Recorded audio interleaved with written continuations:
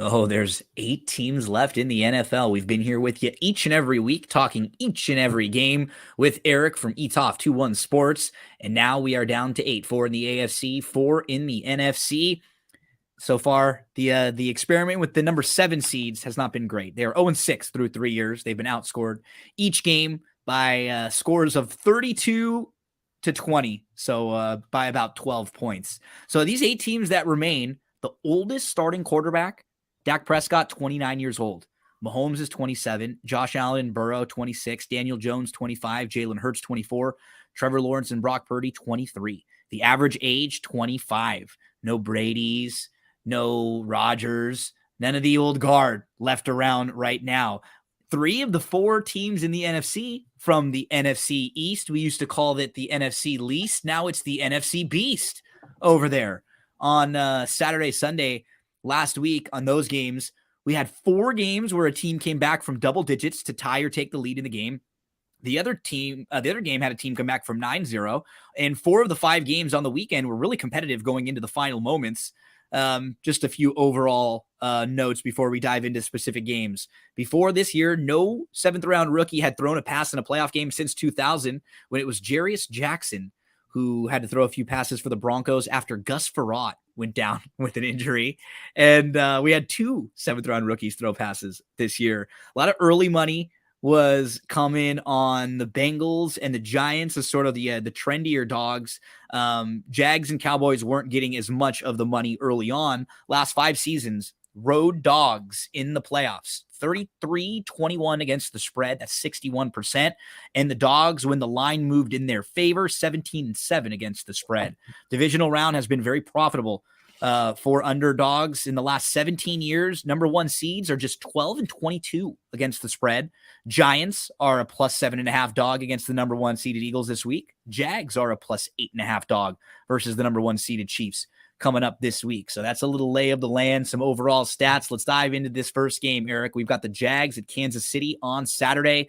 Jacksonville now 10-8, 9-8-1 against the spread. KC comes off their bye, 14-3 against the spread, 5-11 or 14-3 straight up, 5-11-1 against the spread. We know all the great Andy Reid off the bye numbers. They haven't been quite as strong recently, but he's always been a very good off the bye coach for the Chiefs. Their best wins this year: beat the Chargers twice, one at Tampa, and they beat the 49ers easily, scoring 44 points in that game against a really good defense. They had a couple losses that weren't bad. The Buffalo and Cincinnati losses weren't bad. Those were close losses to good teams. They did lose to the Colts earlier in the year by 3, and all 3 of their losses came by a combined 9 points. Set us up for this one a little bit, Eric. Jags, Chiefs. Well, this is going to be a trend I'm going to mention in the next game. I personally love fading 1 seeds in this divisional round. First off the buys. Yep. 1 seeds divisional round, 34% ATS. In general, for the playoffs, 1 seeds at home, so this round and the next round, 43% ATS. 1 seeds laying 7 or more, 38% ATS. That's in the divisional round as well.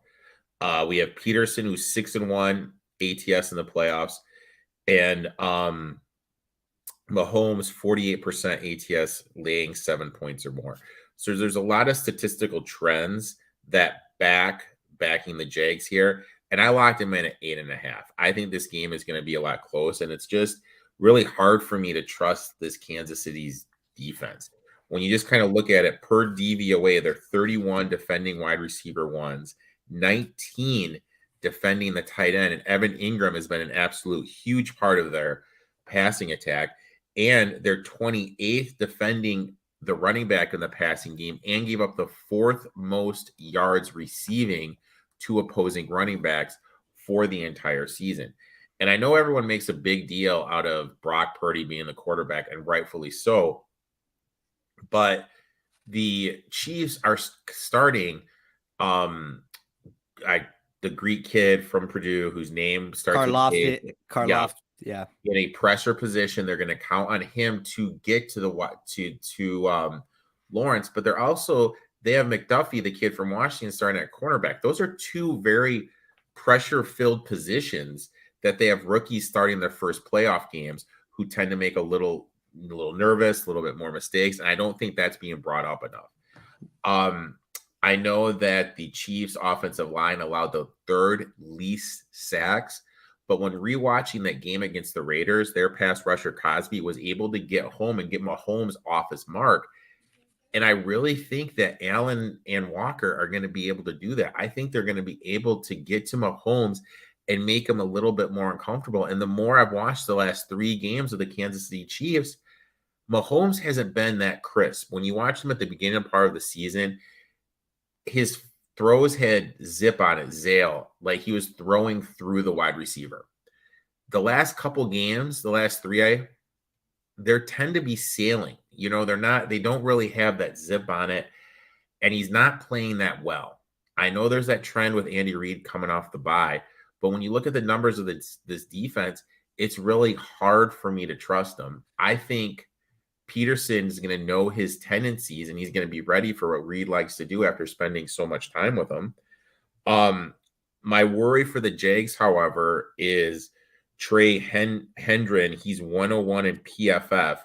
Earlier today, we're recording on a Thursday, Hardman was ruled out. That means Juju Smith-Schuster is going to be playing majority in the slot. That's a huge matchup for him. That's my one area of concern. Are they able to get Juju going and exploit the weakness in Hendon? The Chargers tried to do it. They targeted Allen 13 times in the slot. Even though he didn't go over his prop, they were looking to get him the ball. I think they're going to look to get Juju Smith-Schuster the ball. The Andy Reid offense, one of the big keys is the running attack. This year, the running attack, Pacheco's look good sometimes. McKinnon's look good in the passing game, but they really don't have that running back that they've had in the past when the offense has been like clicking. You know what I mean? When it's really flowing. I like the Jags here. I like them. I got locked in at 8.5. This number has been 8.5, 9 all week. I think that's what it's going to be doing.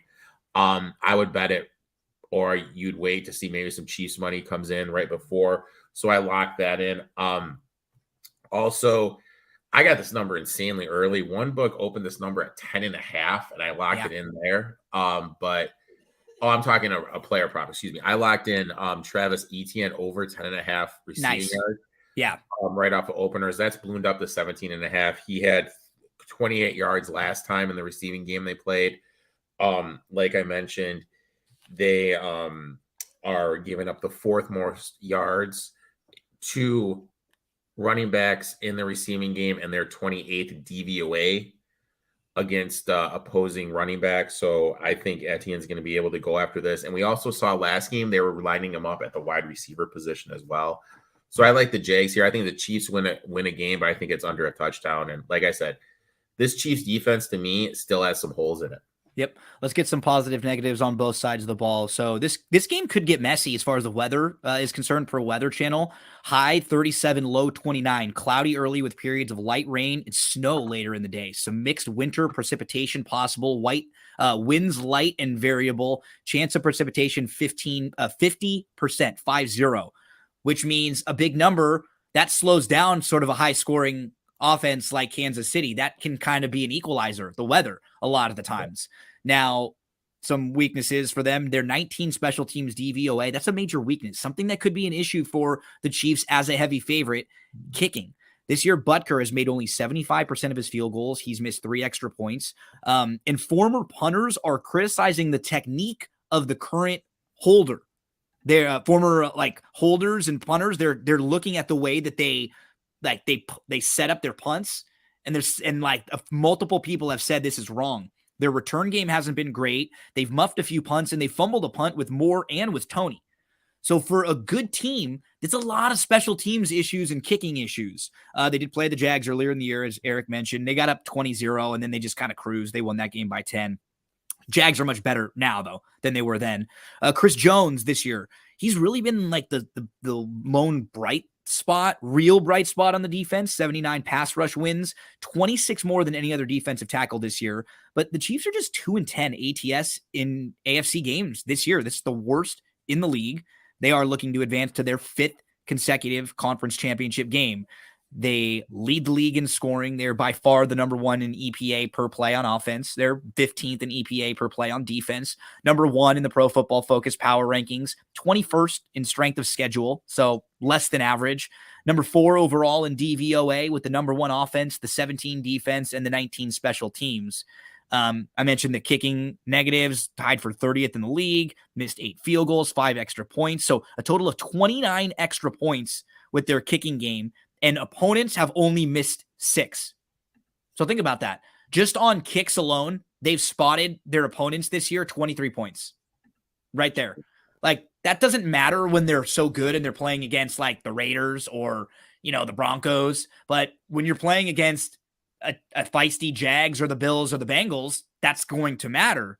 They had 5 new receivers this year that ended up catching 171 catches for 2,356 yards. And last year, including Hill, the receivers that they lost were only added up for about 2,000. So Mahomes did a really nice job this year. He had the most offensive yards ever in a single season with over 5,600 because he had 358 rushing yards and 6 receiving yards. He also had those.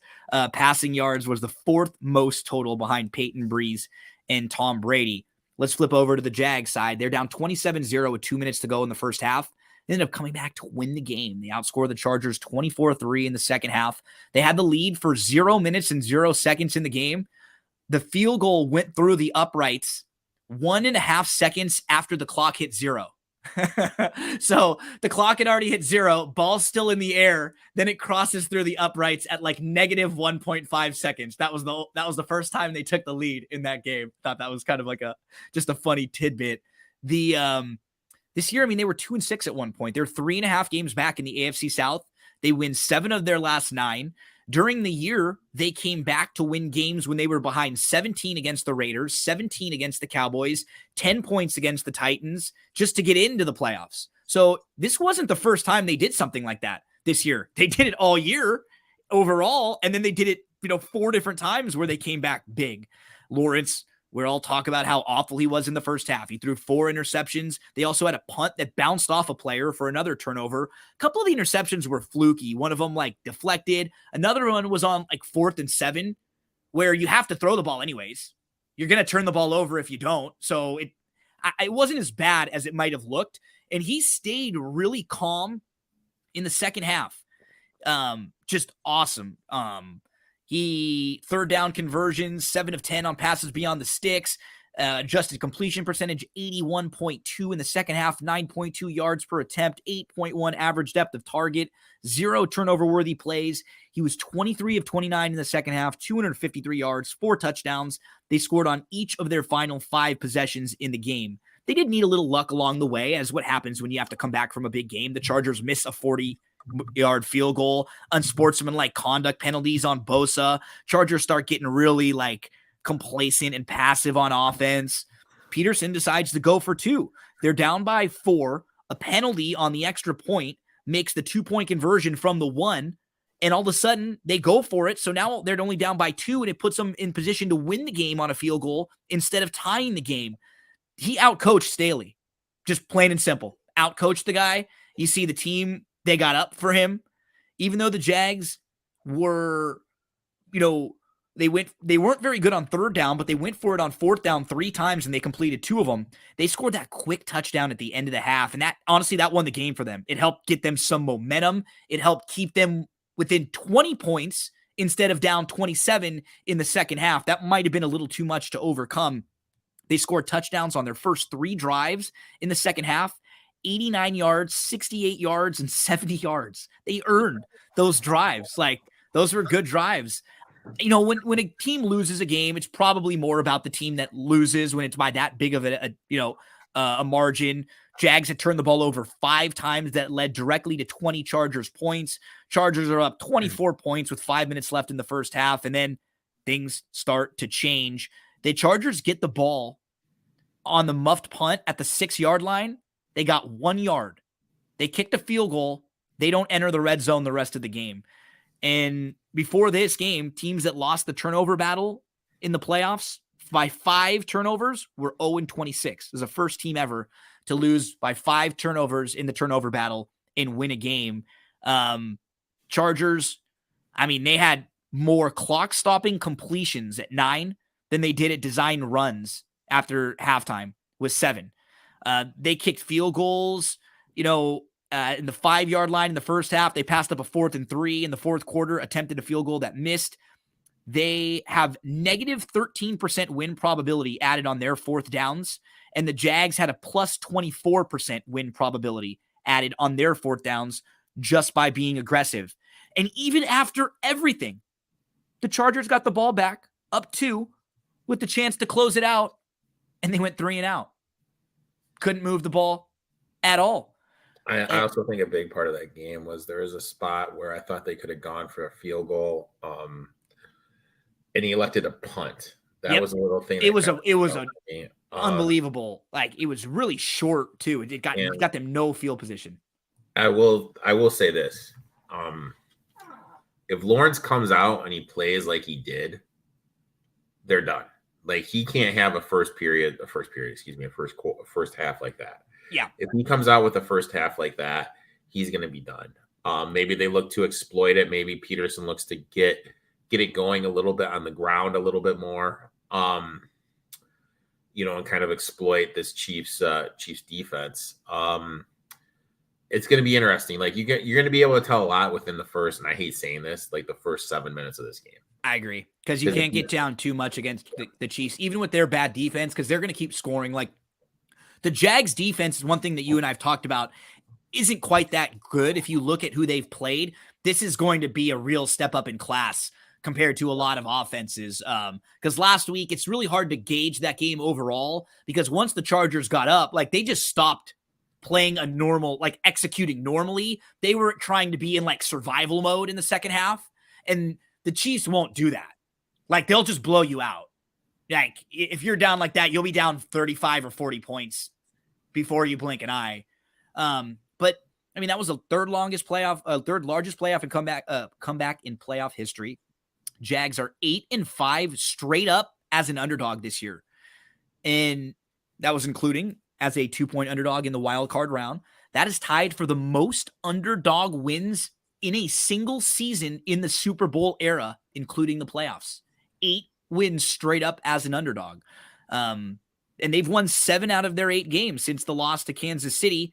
After they lost in London, October the 30th, they had been 6-35 over a stretch of games.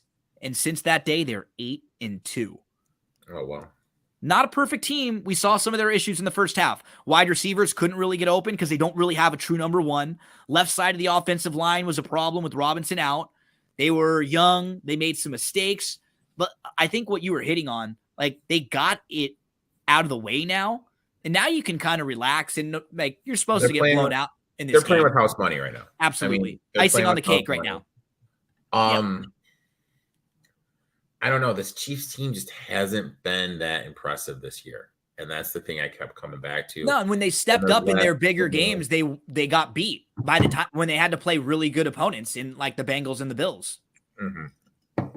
So I don't know. I think the Jags had a chance. And the last 20 years, if you just put $100 on the money line of the opposing team that's playing the 1 seed, you'd be up like $632. So there is value on taking that money line. I didn't take the money line. I just took the 8.5. But we go from one number 1 seed to the other number 1 seed on Saturday night. It's the Eagles against the Giants. Eagles are 7.5-point favorite. Over under is 48. Eagles are 14-3 this year, 8-9 against the spread. The Giants 10-7-1 straight up, 14-4 against the spread. The Eagles were tied for third choice to win the Super Bowl. They were right there with San Francisco in the NFC as the shortest price when the betting opened up for the playoffs. They lead the league in passing defense, allowing just 179 yards per game through the air. They also lead the league in sacks. So positives on both sides. They had 69. That's the 4th highest number all time. 4 players with 11 or more sacks, and 14 different players this year with at least half a sack. Now, key for them, some of the pieces on the offensive line. Lane Johnson's a key for them. gave up 3 first-half sacks against the Giants, including 2 when they were trying to score right before half. We know that they've had some moving pieces on the offensive line. That was a big strength for them through a lot of the year. They hit that 14-win mark, which is the regular season high in wins as a franchise. Hurts missed the last 2 games, missed 2 games in a row with a sprained throwing shoulder. He did come back for the final game. He finished 20 of 35, 229 yards and interceptions, had 9 carries, just 13 yards. They were 14-1 in games that he started this year. A.J. Brown set the single-season receiving yards record for their franchise. Overall, some of their metrics: number 3 in offensive EPA per play, number 4 in defensive EPA per play, number 6 in the Pro Football Focus power rankings. They did have the second easiest strength of schedule in the league, right behind the 49ers. So the top 2 teams in the NFC both didn't have a whole ton of opposition through the year. They're number 3 DVOA, number 3 offensive DVOA, number 6 defensive DVOA, number 13 on the special teams. They played the Giants twice this year. The first time, they easily handled them, beating them by 26 points. And then when they played in the season finale, the Giants were resting a lot of their starters, but they actually played pretty well against them, only losing by 1 score. And in the first game, the Eagles, they kind of blitzed the Giants. The Giants are actually playing a lot better, though, right now, and they're a lot healthier than that. They held Barkley to just 28 rushing yards in the Week 14 game, I think, which was his second lowest rushing output of the year. Some of the best wins for the Eagles this year: Vikings, Jags, Cowboys, but that was with Cooper Rush. Their losses came to Washington with some bad luck, at Dallas and New Orleans, and those were with Minshew. Eric, I set up all the Eagles, and I got some plenty of stuff to talk about the Giants, but I know you and I were on this feisty Giants underdog team last week, and I know you're pretty high on them again this week too. Talk to us about Eagles-Giants. Yep, I'm definitely high on this Giants team. I have them locked in. Eagles are still a little bit banged up. We're still waiting to. This is Tuesday night. We're still waiting to hear reports what's going on with Maddox. Maddox is their slot cornerback. It's looking like he's not going to play. If that means he's not going to play, they're probably going to move Gardner Johnson from the safety position into the slot. So that's going to be able to be an advantage for Richie James. So that's a big thing. Lane Johnson's banged up on the offensive line. Joseph and Quinn on the defense are banged up. So there's like some injuries that have been happening, I think, that are going to favor the Giants. Also, timing's real in the NFL. We've seen this year after year after year. You miss time going into the playoffs, you're not going to be as crisp as you have it be if you play like 4 or 5 games in a row. I think that is going to hurts. You kind of look at it. He was 20 for 35 against the Giants backups. Didn't look 0 TDs and 1 INT. Didn't look that crisp. Only rushed 9 times for 13 yards. Before that, he hadn't played a defense. Before that, he hadn't played since the 18th of December against the Bears. And let's face it, the Bears defense isn't anything to write home about. So this is, even though the Giants have holes on defense, namely in the run game, I think that Hurts is going to struggle a little bit because they're so familiar with each other. Flip side of the ball, I mentioned all those 1 seed trends. There's another big one that goes with this. Divisional dogs in the divisional round. So that's what the Giants are, because they're in the same division as the Eagles, are 83% against the number. Jones, 64%, ATS, as a road dog, 76%. No, sorry, as a dog, 76% as a road dog. I am worried about the Giants' ability to stop the run. They were the worst team per DVOA stopping the run. But with Hurts still banged up a little bit, is he really going to look to run and get that true RPO action that he was getting earlier in the year? Yeah, because they're not good against the running quarterbacks either, which, again, if he doesn't run that much, it doesn't matter. They've allowed 5.2 yards per carry to opposing quarterbacks rushing, which would be second worst in the NFL. Both of these guys can move if they want to. Like, they can pick up first downs with their legs. Yep. I don't know. The trends tell me to bet the Giants. I love this Eagles team too. But I just got to take the Giants. I think that Dable's got something going here with what he's able to do. I'm He's worried now about the 4 Maddox 4-0 injury. in the Yep. after last week, 4-0 in the rematches against the spread. And so the Eagles would again be another rematch this year. So he's every time he's played a team that he's already played this year, he's covered when he's played them the next time. And this would be the third time playing the Eagles. He covered them against them the second time with the backups there. And this Giants offense, they averaged 6.3 yards per play. They went 7 of 13 on third down, 2 of 2 on fourth down. They had 26 first downs on 68 plays. They won the time of possession by 7 minutes. They had a scoring drive of 4 plays, and they had a scoring drive of 20 plays. They just dominated. If they wanted to slow it down, they could. If they wanted to move it quick and score, they could. They went forward on 4th and 1 multiple times. Both times they picked up first downs. Both times they were huge plays because one of them continued to drive where they scored a go-ahead touchdown, and the other one forced Minnesota, helped them burn clock and forced Minnesota to use timeouts. Jones was just awesome in the game. He went 24 of 35, 301 yards, 2 touchdowns. He was also incredible on the ground. 17 carries for 78 yards. He became the first quarterback in postseason history with 300 plus passing yards and 2 passing touchdowns and 70 plus rushing yards in a game. 4 of his 6 scrambles gained first downs. He had 7 rushing first downs overall. He had 0 turnover-worthy plays in the game. And this is coaching. As a rookie, he led the league in fumbles, and he had 2.3 interceptions plus fumbles per game, which was the second most of any quarterback in any season since 1995. He was a turnover machine. This year, 6 fumbles. He threw an interception on 1.1% of his passes. That was the lowest rate among all qualifying quarterbacks. This coaching staff makes adjustments.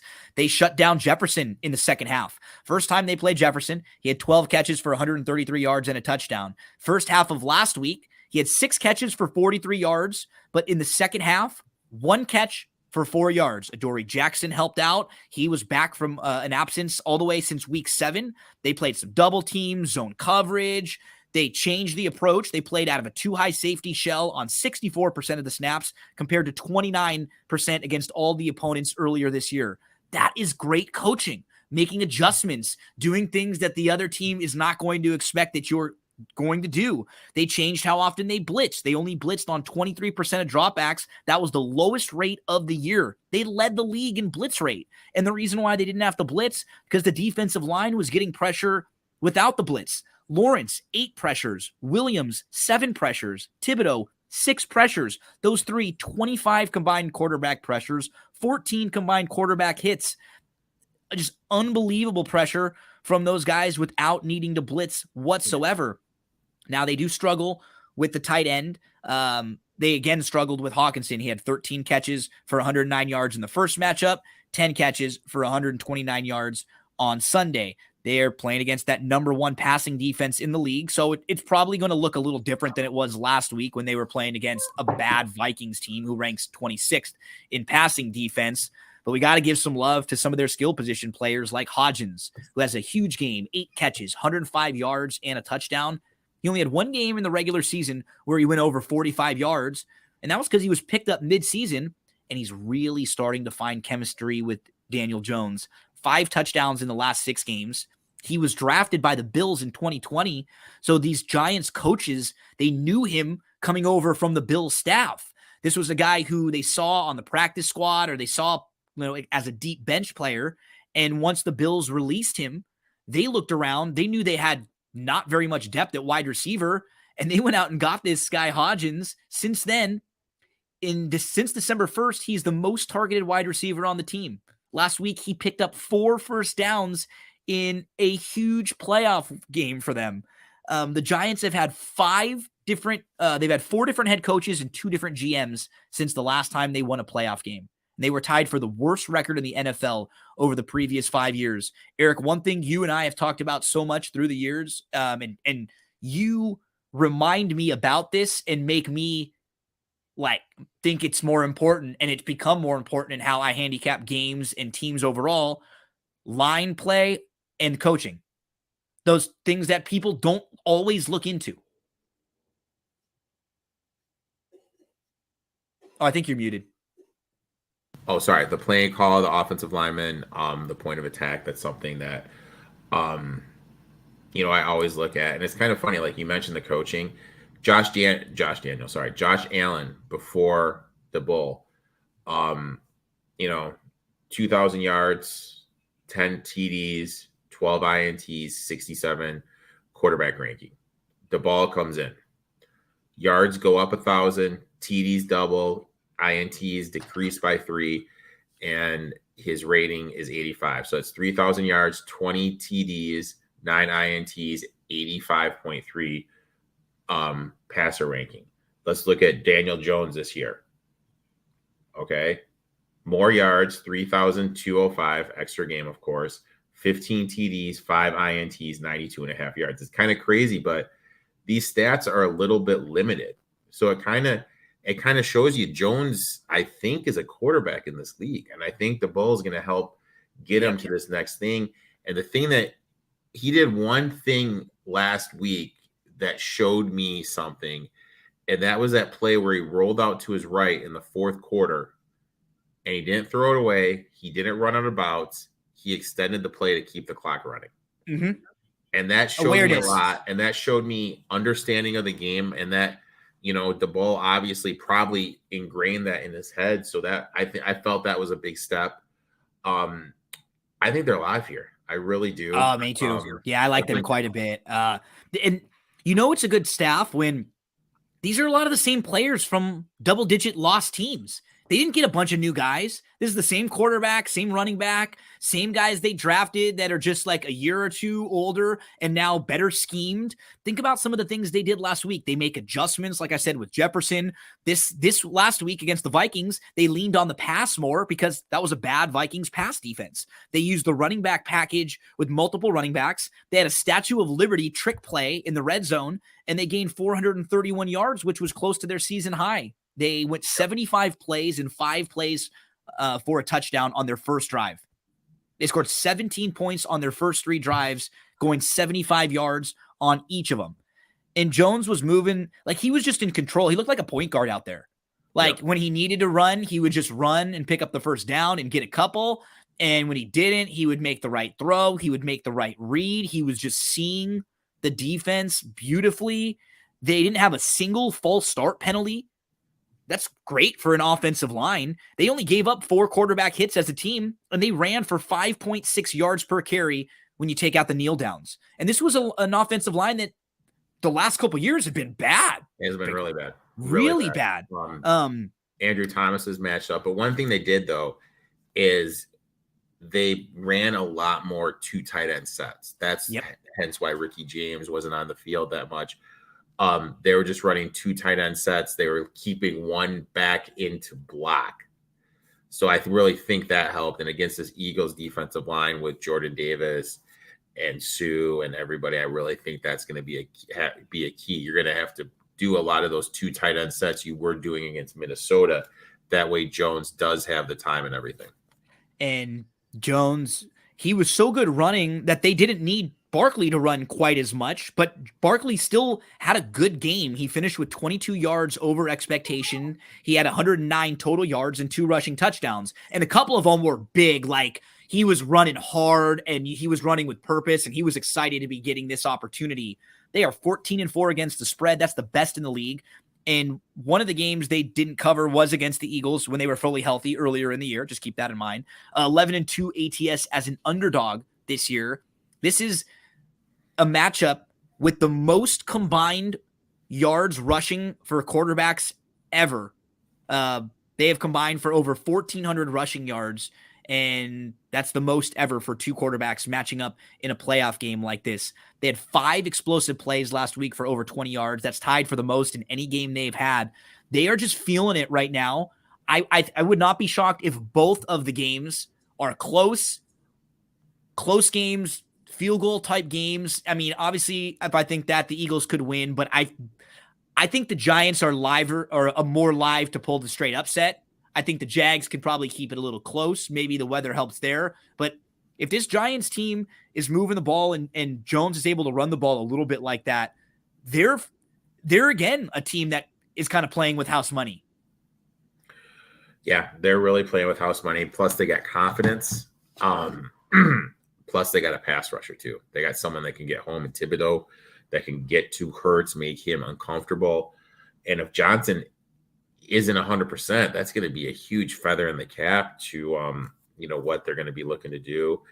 And I mean, I think you hit it. I mean, the Bull is he's just Man, better than what he's doing is very, very, very impressive. And it's going to be interesting to see between him and the guy from the Eagles, McDermott, which of these guys win the Coach of the Year. Yeah.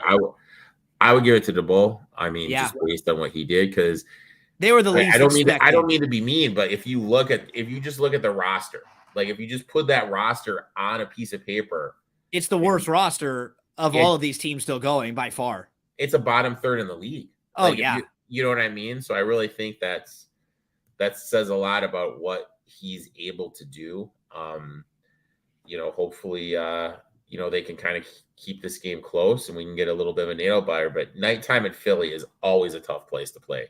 I mean, Eli was coming out saying like he had kids coming up and telling him F you. So he was kind of, but I don't know. I think this is going to be a good game. And historically speaking, divisional dogs in divisional round perform 83% against the numbers. So I mean, very well. And then the numbers say it. And then these two specific teams, like Philly's trending a little down right now. They're not at the same level they were middle of the season when they were humming along. Hurts is banged up. You mentioned the other injuries, and the Giants are playing as best as they've played so far all year. So you already have some trends that are in your favor, and then you have these two specific teams that are kind of trending slightly in opposite directions right now. Yeah. And at over 7, I would absolutely, that was going to be my buy-in point. I would have been on the Giants side, no doubt about it, and I will sprinkle a little money line too on the Giants. I like it. Let's go Bengals, Bills, Eric, third of the 4 games we have to discuss this weekend. Bills are a 5.5-point favorite on this one, over under 49. And the Buffalo Bills are 14-3 straight up, 8-1 against the spread. Cincinnati 13-4 straight up, 12-4-1 against the spread. This was the game that was Monday Night Football a few weeks ago when the Hamlin incident happened and we weren't sure how he was doing. Now he is doing much better, but this was the game that was canceled, and it was a very important game as far as AFC seedings, standings, and now because the game got canceled, the Bills, who would have had an opportunity to at least become the 2nd seed if they beat the Bills. The Bengals now are forced to go on the road. They're also forced to go on the road in a game where they are really banged up on the offensive line. They entered last week without 2 of their 5 starting linemen. Then Jonah Williams had to leave with a knee injury. And following his exit, 9 Ravens defenders had 1 or more quarterback pressure. And they're playing against Buffalo this week. Buffalo's defense had 8 different players with 2+ pressures against Miami last week. And Miami also had a depleted offensive line, just like the Bengals do. But this Bengals team, they found different ways to win. They have won 9 games in a row this year. They really struggled, though, moving the ball against the Ravens defense. And they've struggled against the Ravens.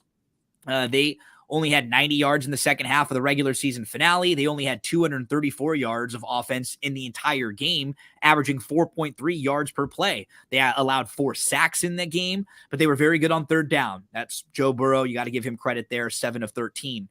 But the Ravens were driving to take the lead in that game. It was a quarterback sneak. Huntley went up over the top. He lost control of the ball. It was picked up by the Bengals defense. And Hubbard goes 98 yards in the opposite direction. I had the Ravens plus 350, and that was as bad as you will ever see in a game. There's absolutely brutal. Because and what makes it even worse is that's not like just in a normal game where you have a team that, like, the Ravens weren't going to come back and score. You just knew it. The way their offense was, it was so hard for them to kind of move all the way down, and their defense had been playing great. They had done everything they needed to take the lead right there and then let their defense control the rest of the game. And that one play completely changed it because the Bengals didn't come back and do anything in their last few possessions. They didn't throw for a single first down late the rest of the game. And Burrow went 3 of 7 for 22 yards with the sack. Yep. That was it. I mean, that was it. that was it. And like the main thing is let's just look at it like you're playing in Buffalo. Buffalo's a tough place to be. You've had a group of 5 that are used to the cadences, used to the hand singles, used to the timing of a cohesive unit. Now you're replacing 3 of those 5 with backups. Yes, I know 2 of them have played, but now you have a third one coming in there defending Burrow's blind side. I mean, that's a tough ask to get all the cadences right, not have a cross-leaf false start, be able to understand all the hand signals that go on pre-snap. That's a lot of stuff going on right there that doesn't favor the Bengals. And then as soon as Jonah Williams went down, Burrow historically does a 5-step drop back. It became 3-step, and then the offense just kind of spurted after they started doing that. Well, they couldn't get the ball in the field. They couldn't get the chase or like their strengths, their receivers down the field. They don't have time. And along with missing the 3, what does that force you to do? It forces you to leave P. Ryan or Mixon into block to pick up that stuff. So I mean, it's one of those things where it's tough for the offense to do what it wants to do. And I know there's going to be no Von Miller, but even without Von Miller, they did have 4 sacks against the Dolphins. And with they said they had 8 different players with multiple pressures in that game. Yeah. And with the state of the Bengals offensive line, you can make an argument right now at this time that the Dolphins offensive line is a little bit better. I think the big injury that no one's talking about, and I'm totally going to butcher this name, is the Bengals top cornerback, Chidobe Awuzie. Awuzie, right? Awuzie is out. Yeah. And since he's gone out, they have allowed the 4th most passing yards since he's exited. You have Josh Allen, who's going to love to throw it down the field. Eli Apple got banged up at the end of the game. So you're already rolling out a DB combo of Eli Apple and Cam Taylor-Britt. And now you may be rolling out, Apple may not be able to go. Now you're rolling out 2 DBs against Gabe Davis and Stephon Diggs and John Brown, which can extend the field, and Shakir and Cole Beasley, Isaiah offensive issues coming back, and defensive issues for them, right? Both sides of the ball with the offensive line, and then on the defense. And I'm saying this as someone who, you and I a few weeks ago were all over the Bengals again. I played the Bengals last year. If I would have thought I would have played the Bengals in this spot, but with all of these offensive line issues, and in going into some of their recent games, like that one swing last week, they went from having a less than 50% chance to win the game to having an over 85% chance to win the game on one play. The longest go-ahead touchdown in the 4th quarter in NFL playoff history. And the Ravens throw an interception on their opening drive. Following that, they go 9 plays, 17 plays, and they actually get up 10-9 at halftime. They played well for a lot of that game. Baltimore did. Baltimore played great. They're able to run the ball, keep the ball away from Reader. I think the Bills are going to look to do that. They started to run a little bit more in the 4th quarter. I think that was a big thing to the game. I know a lot's been made about the Bengals and everything this season, but in their last 5 matchups against teams with a winning record, they are only 1-4 ATS against the number. This opened up like on one of the books I used. It opened up at 3.5. I tried to get it. I got it at 4, and I was lucky to get it earlier in the week. I would still play this under a touchdown just because I think that the Bengals offensive line isn't going to have time. And if you have to have Mixon, Hurst, Pirine stand and block, you're losing weapons. And then you factor in the defensive stuff. Oh, yeah, and guess who's coming back for the Bills? Carlos Hyde, one of their better DBs. You know what I mean? Who's going to be able to help out against Higgins and oh my God, Chase. I just kind of feel like right now everything is going in the Bills' favor right now, and that's why I bet the Bills minus the 4. The over-under is an interesting talking point. If I didn't bet it, but I would actually lean to the under just because I don't know how much Cincinnati is going to be able to put up because of that offensive line. I just don't know if they're going to be able to give Burrow enough time to do what he needs to do and to get the ball out. And if you have to keep playmakers in to protect, and you're not like, if they're rushing 4 or 5 and not blitzing and you have to do max protect on Burrow because the offensive line, you know what I mean? That's not good because you're able to take double up Chase and force T Higgins to win a one-on-one matchup. So I don't know. I would definitely lean to the under, but I'm all over the Bills here. And I bet Stephon Diggs over 80.5 receiving yards. I know that is a high total, but with him going up against Britt and Apple and being able, with how much they've given up since that other DB's gone down, I think he's going to eat. So I have Diggs over 80.5. And the Bills I have a -4. I definitely bet the -5.5 as well. The Bengals, they got lucky from some really bad clock management from Baltimore down the stretch. The Ravens have 2 timeouts with 1 minute and 17 seconds left in the game. They don't even use the timeouts. They don't execute well. Harbaugh said he was trying to run the clock down and then go for 2 to see if they could win the game. But I mean, he put themselves in a really bad spot. Like they weren't getting, it's different when you have Lamar out there and an offense where everybody knows what's going on. But when you have Huntley out there, it's not going to be as smooth. Now, the Bengals defense did come up big late. They had 4 sacks. They held the Ravens scoreless on the final 4 possessions of the game. And the Bengals have covered 8 straight games as an underdog, including the playoffs, which is the longest active streak in the NFL. And Burrow is 3-0 ATS as a dog in the playoffs. All of those were last year. They've now played 5 playoff games with Burrow, and they've won 4 of them. Every one of them has been a 1-score game. They're the Minnesota Vikings come playoff time. The average margin of victory is 3.4. In the playoffs, it's a little different because you're playing great teams. So you'd imagine most of the games are going to be a close margin. But I'm with you. Like, I think I would have leaned Bengals a while ago, but now we look at this Bills team that's won 8 in a row. The Dolphins only had 231 total yards. They scored 31 points. That is the second highest point total for a team that didn't get more than 235 yards of total offense. They scored 17 points off of turnovers. Like, it's just not happening most of the time. Now, Allen's only the... if Shakir, let's look at it like this. Shakir, Beasley, Knox, all drop. Yep. All drop. I mean, and there's a site that does these luck rankings, which is you can kind of see which, you know what I mean? Which team was unlucky, which team had the breaks. And according to last week, guess what team was the luckiest? The Cincinnati Bengals. Guess what team was the most unluckiest? The Buffalo Bills. So, yep. Third quarterback ever to win a game with 3+ turnovers, 7 sacks since 2000. Quarterbacks with that stat line are 3-50. Now, he has turned the ball over a lot this year. 16 interceptions, 6 lost fumbles in 17 games. And their offensive line wasn't fantastic either. They gave up 7 sacks. He was holding the ball a little too much. The real weak link is the right tackle, Spencer Brown. He allowed 7 pressures on 48 pass blocking snaps last week, and it was the 4th time in 15 starts this year he's allowed at least 6 pressures in a game. He gets picked on.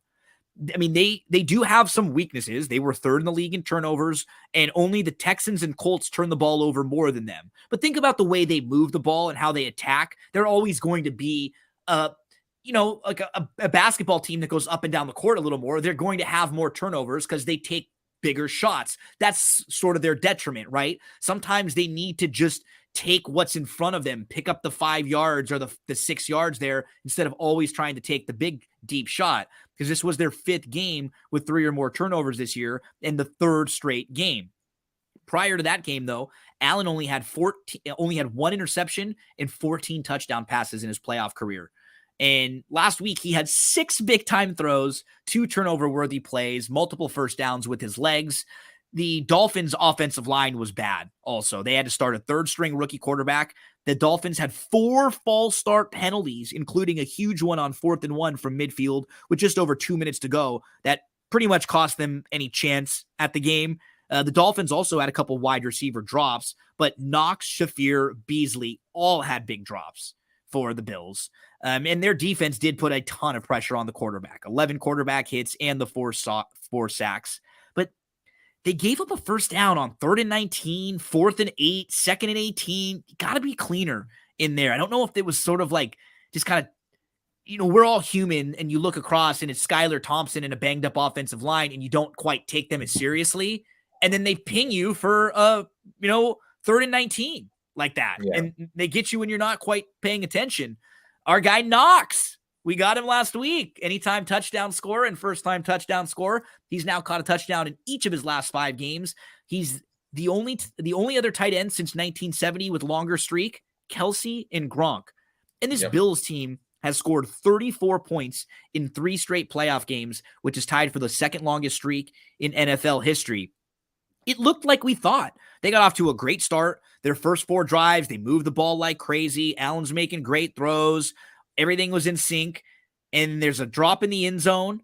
And then Miami started focusing on Diggs, and that was when Buffalo had a tough time stringing plays together. He was only targeted 1 time in the second half, so they had to rely on that next tier of wide receivers who can sometimes be a little inconsistent. Like we said, the Tafir, you got Beasley, you've got Gabe Davis, you've got some of those guys who are big play guys, but not necessarily down to down as consistent. Now, I mean, they were really creative with their wide receiver usage last week. Early on, they used 15 different wide receiver combinations ranging from 12 personnel to 10 personnel. So they put a hell of a lot of stuff out there on film to make it tough on the defenses that are going to be opposing them moving forward. And their run defense was excellent. They only allowed 26 yards on 15 running back carries all game. And I could see something like that happening to Cincinnati here, because their offensive line is going to be in a similar position. Miami was only scoring because of Buffalo turnovers. In fact, Miami, their average drive start was at the Bills' 45-yard line. It was all short fields. The defense did pretty well when you think about that, because Miami only had 1 drive of 40 yards or more on 14 possessions. Gabe Davis had a big game, 6 of 9 catches. On 6 catches on 9 targets, 113 yards and a touchdown. His last 3 playoff games, 355 yards, 6 touchdowns. This is the only team that's been favored in every game this year, the Bills.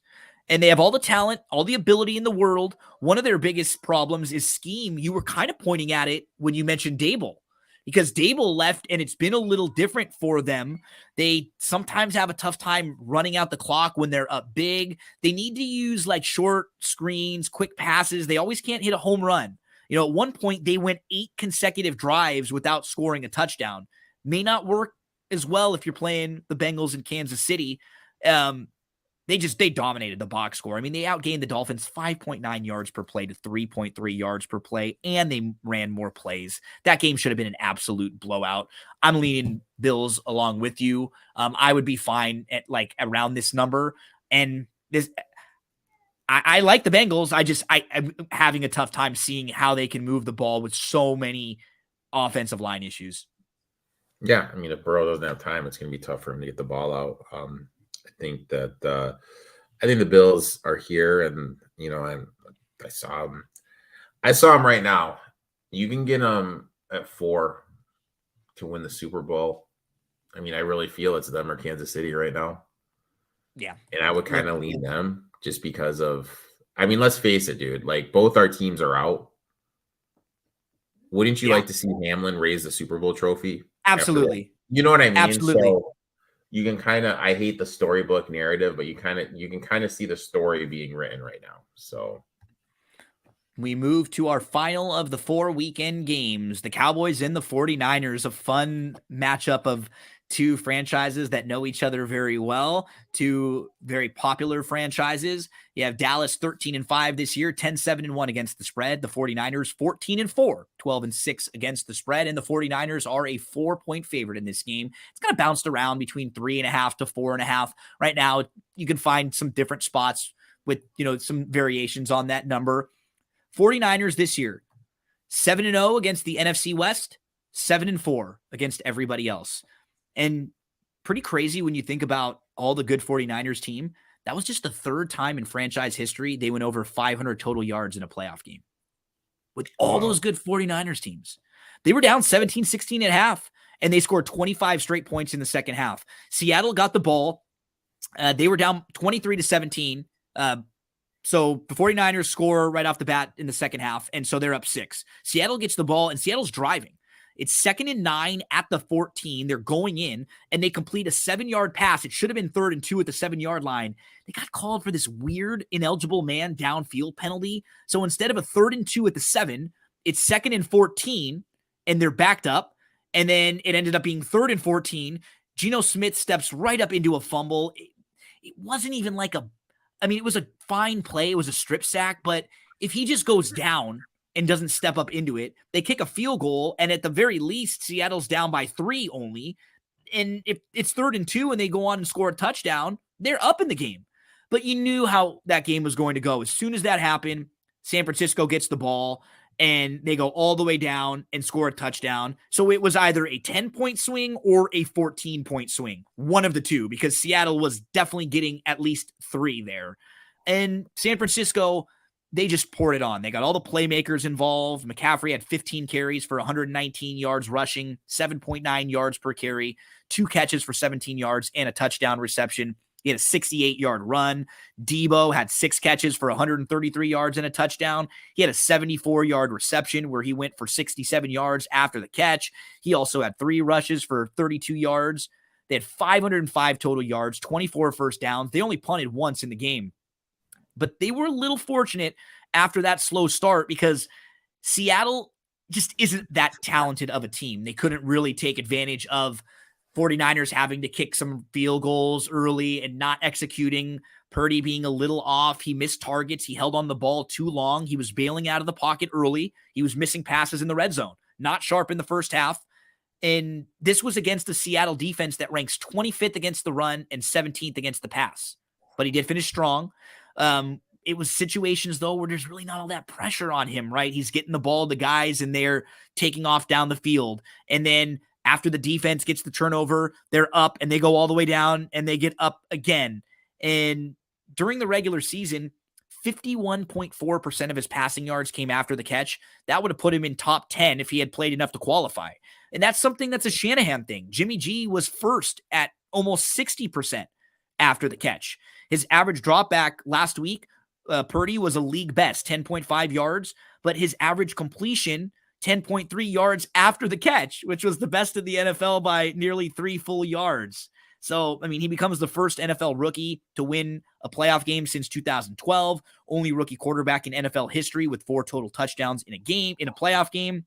But even with those nice looking numbers, he was still graded quarterback 6 on the week by Pro Football Focus.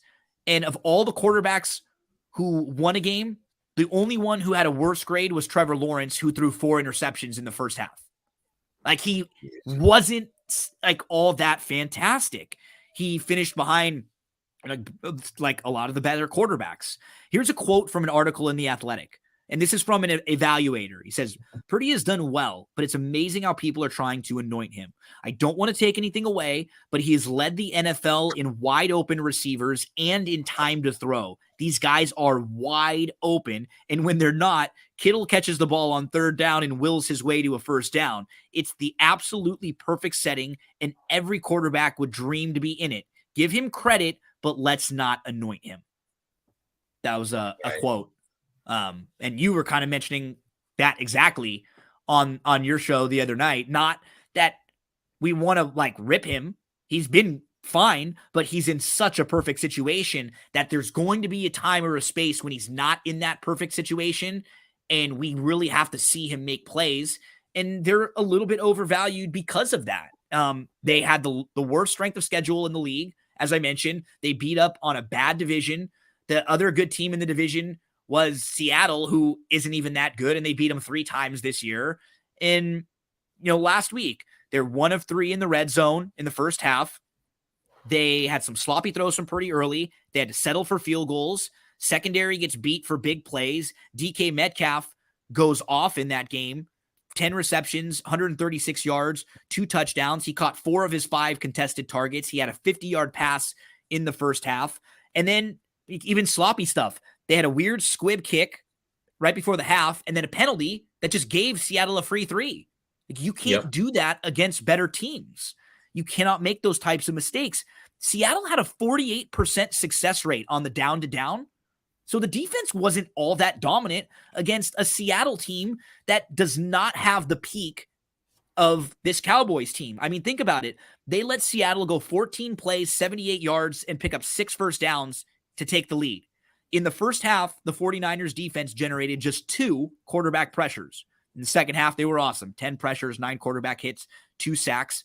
But the Seattle offensive line had 2 rookie offensive tackles who were doing everything they could.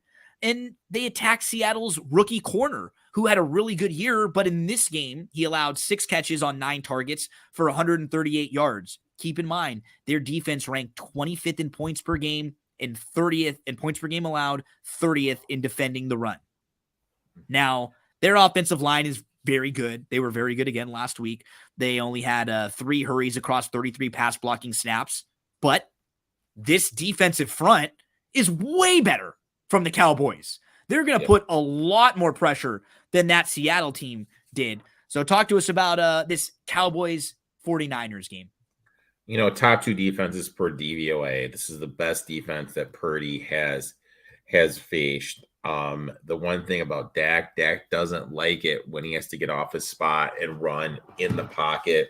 I think this total is a little high. I bet the under 46.5. I think both these defenses are going to be the story of the game. I think they're going to, make the other offense uncomfortable. So I really like the under here. I bet that under 46.5. And then the thing comes down to, honestly, what offensive line do you trust better to take advantage of the other team's weakness? Yeah. I keep going back to that Raiders game, and it's crazy. I keep on bringing up the Raiders game, but this 49ers defense was picked apart when Stidham had time. They haven't played any good offenses at all that are like, if you look at all the offenses this 49ers team has played recently, as I mentioned, 3 times against the Seahawks. They played the Rams, who were really bad and really banged up, and Stafford was hurt. They played Arizona twice. One time was Colt McCoy. The other time was Blau and McSorley. They played the Chargers when the Chargers were super banged up and missing like tons of their key players there. They didn't play. They played the Saints. It was a 13-0 game. The Saints drove down twice into the red zone, had goal-to-go situations, and got stopped. Didn't score in either of them. Like, those are not good offenses at all. They played the Dolphins when the Dolphins started struggling. They played the Bucks, and we saw the Bucks just get blown out.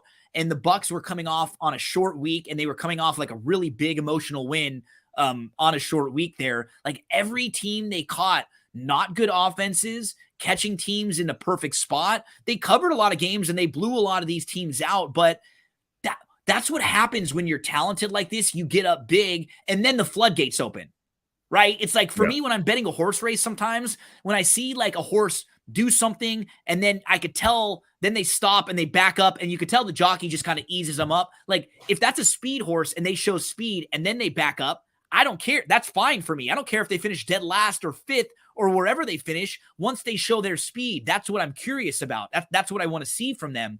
And I think it's a fantastic matchup for the Cowboys. It's a great matchup. And like my fear about the Cowboys is this. I was on the Bucks. How can I say this? Are we getting too high off of what we saw on Monday night? Yeah, right. That's the thing. And because also, this is the first time Cowboys, this ever happened. Right? Go ahead, I'm sorry. The good Cowboys versus the bad versions of the Cowboys. And you're going to point out that San Francisco's got, 2 full days? Yep, 2 full days. Rest. This is something we've never seen before. And also, this is not 1, not 2, not 3, but Dallas's 4th road game in a row, and that stuff adds up.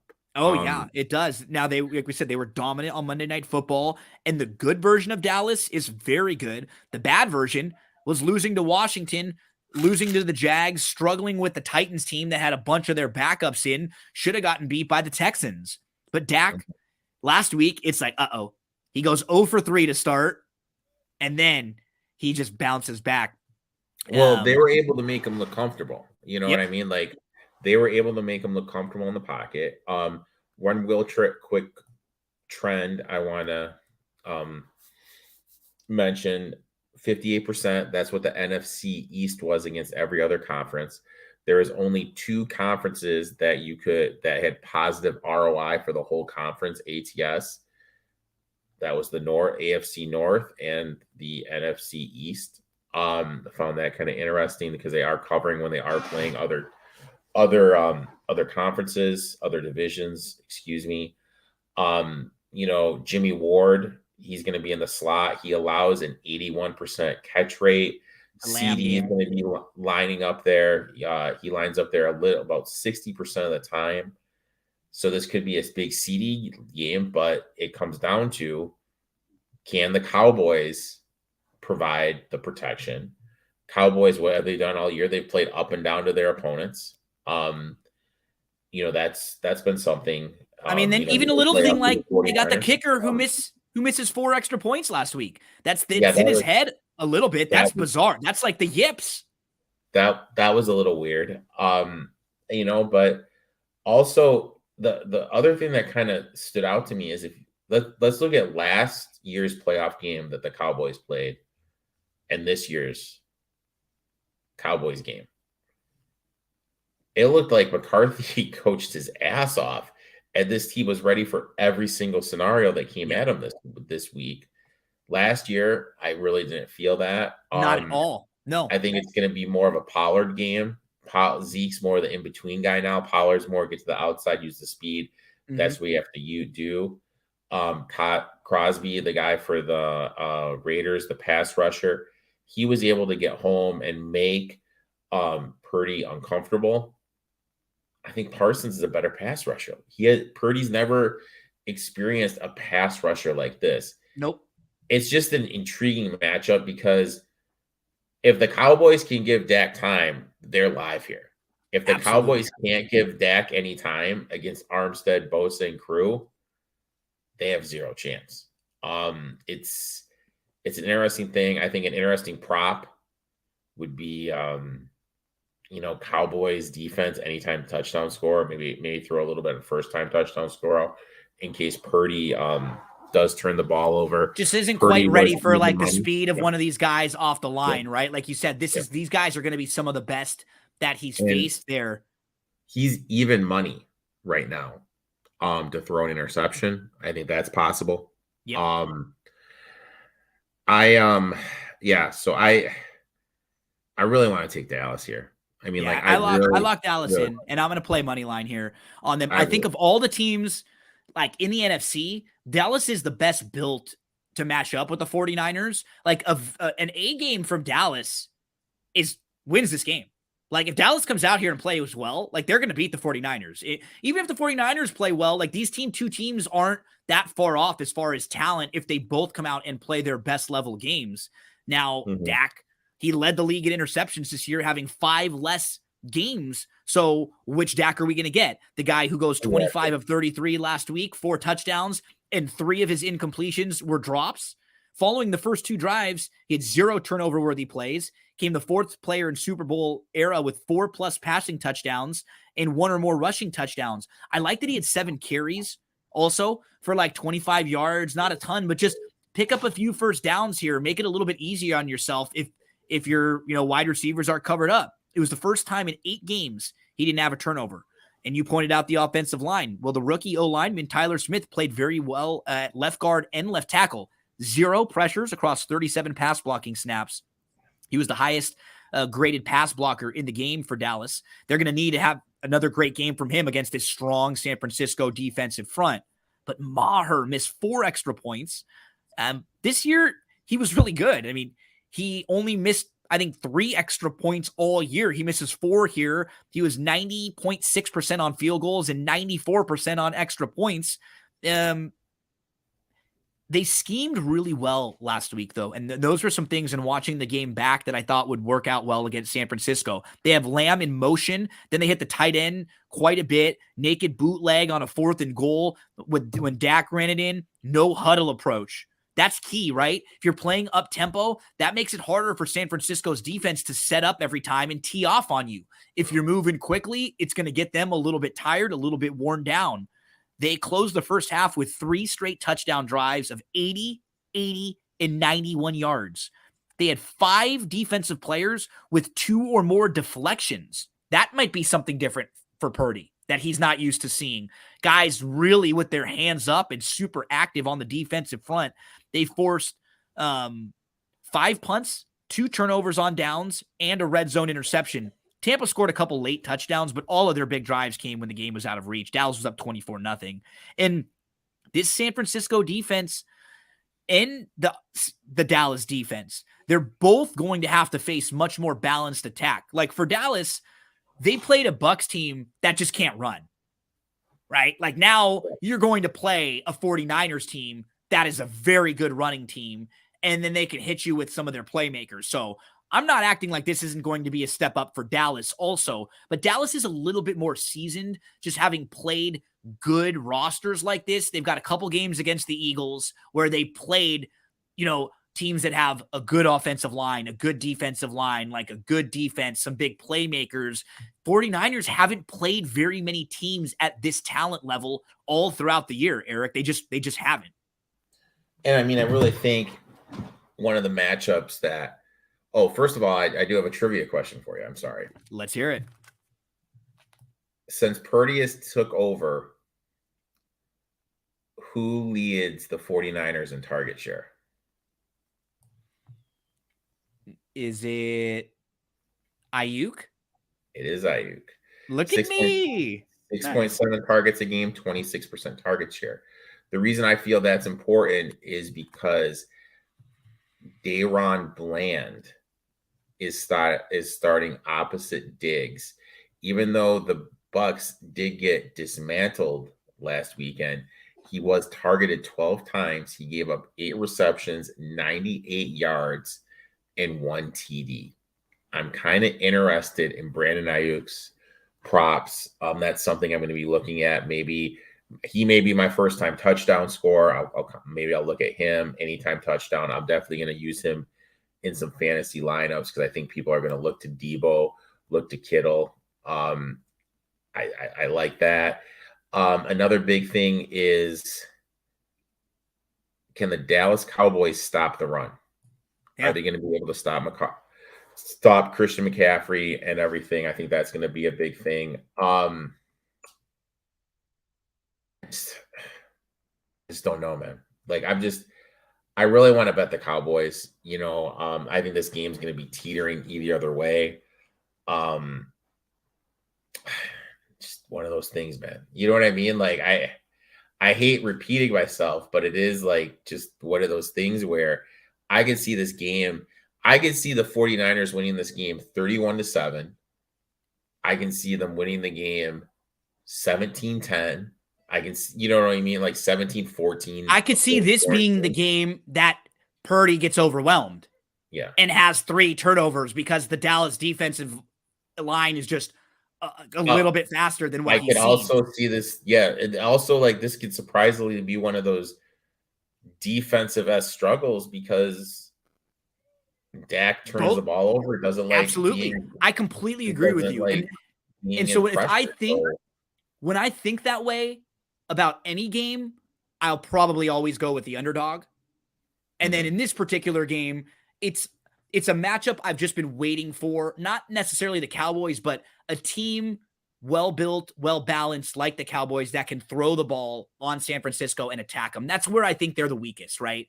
Deep, for sure. And their secondary deep passes. And Dallas can do that with multiple Dallas guys. Can stretch the field with Lamb, Gallup. They also have T.Y. Hill in there. Who came he shoots some threes. T.Y. shoots a couple threes. Yeah. He would be a 3-point shooter on the team, right?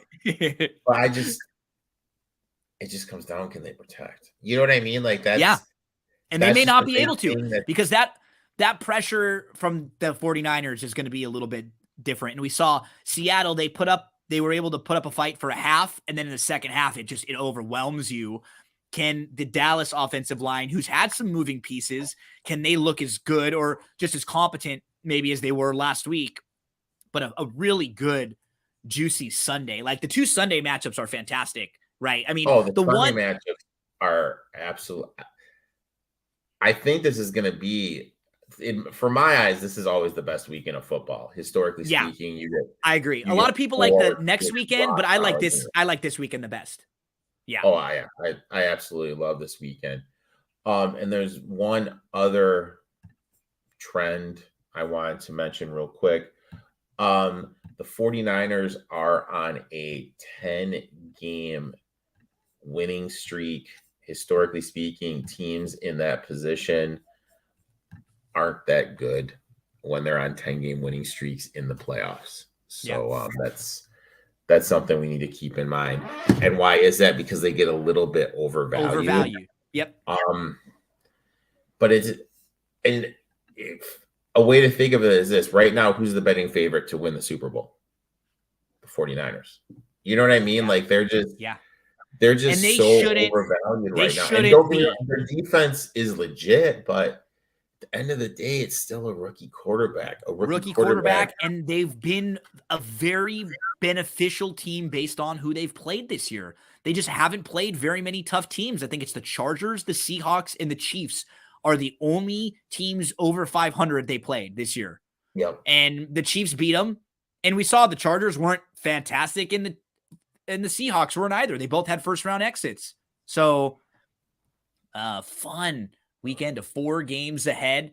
Eric, talk to us about what you have coming up on your shows in the next few days.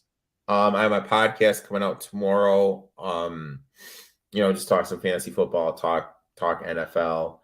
And then later that night, I'll be on the Santa Anita Pick'em contest with you. Yes, sir. I'll be on the BTV UFC show for Friday, right? With the DFS Bachelor, and then you and I and Kyle, the DFS Bachelor, Saturday and Sunday morning, and then my my live stream on Tuesday night. Lots happening. Make sure to give Eric a follow at etoff21. Eric, buddy, thank you so much. It's been a marathon, but we're getting down here. The final, like we said, 7 games, 4 this weekend, 2 next weekend, and then the big one. So good luck. Let's crush it. We are on both really the doggish sides on Saturday. I'm a little more trepidatious on the Kansas City Jags one, but I'm definitely 100% on the Giants one with you. And then both more on the Bills side. Eric locked that one in at a great number. I'm leaning Bills there. And then I'm very much on the Cowboys side there. Eric kind of leaning that way as well. I like the under. I like the under in that game. Under in that game for sure. I think it's going to be a little bit of a defensive battle in that game. And I was over earlier in the week when I talked about the Kansas City Jags game. It worries me a bit now with some of the weather stuff. Maybe that is a game that I kind of wait a little bit to kind of see how the weather is, and maybe I'll play some live stuff there on that one. But we'll talk more about those games on Saturday and on Sunday. Coming out with us 11 o'clock a.m. Eastern time, 8 a.m. Pacific time. We'll preview those Saturday and those Sunday games. And then we'll be back right here next week to talk about the conference championships with Eric, one of the best out there who's been previewing each and every game with us all year long. Thanks so much, folks. And don't go anywhere if you're listening on the podcast.